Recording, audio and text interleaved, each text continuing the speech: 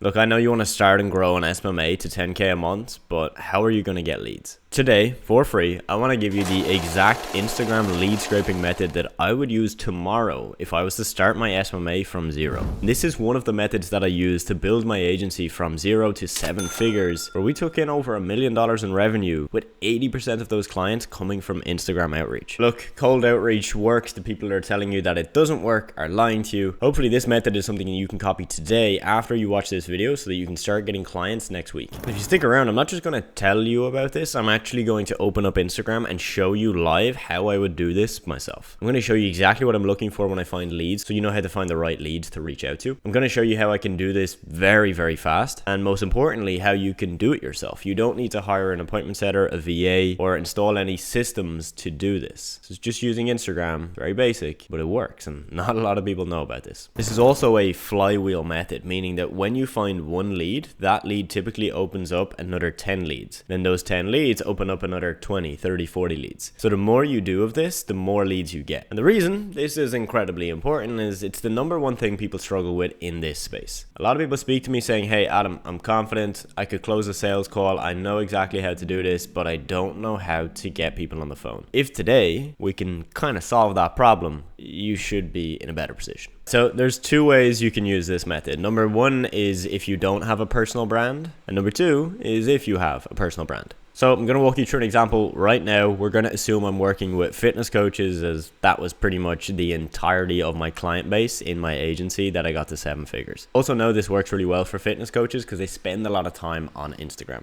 So you need to make sure that your clients actually use this platform. Okay, rule number one, when you find somebody like this guy who's verified, this probably won't work. When I click his followers list, it says that only he can see all the followers. So I can scroll down and I can see a few, but not many. Instead, what you want to do is find a business that doesn't have verification. You're ideally going to look for somebody that has at least 10 or 20,000 followers. But this does also work for pretty much anybody that has followers. It doesn't matter if somebody has 100 followers, this probably won't work. But if they have at least a couple thousand, it means that they have a couple thousand people that you can potentially reach out to. So this is how you do it. We found this guy, 6,000 followers. Click on his followers and you can just scroll through manually, or you can use this hack, which is to type in keywords such as coach. This is going to basically filter all the people that have the word coach in their username or in their display name on Instagram. So immediately, right, I can find many, right? Like 20, 30, 40, right? And that's just in literally a couple of seconds. So what you could do is just literally open all these up in a new tab. For example, if I'm on Mac, command click, it'll just open them up in a new tab.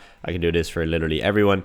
I would do this only for the people that are not verified, because this is how this method works. And if you want to take this to the next level, right? So let's say you've done that and you've maxed out Elliot's followers and you've gotten 100 people with the word coach. Well, number two is just use a different word, right? Put trainer and more people come up. Put fitness, more people come up. Okay, so I've opened up Pete's page that I found from Elliot. Now, this is where the flywheel kicks in, because when I get to Pete's page, I can do the exact same thing. I can go to his followers, type coach, and repeat the cycle.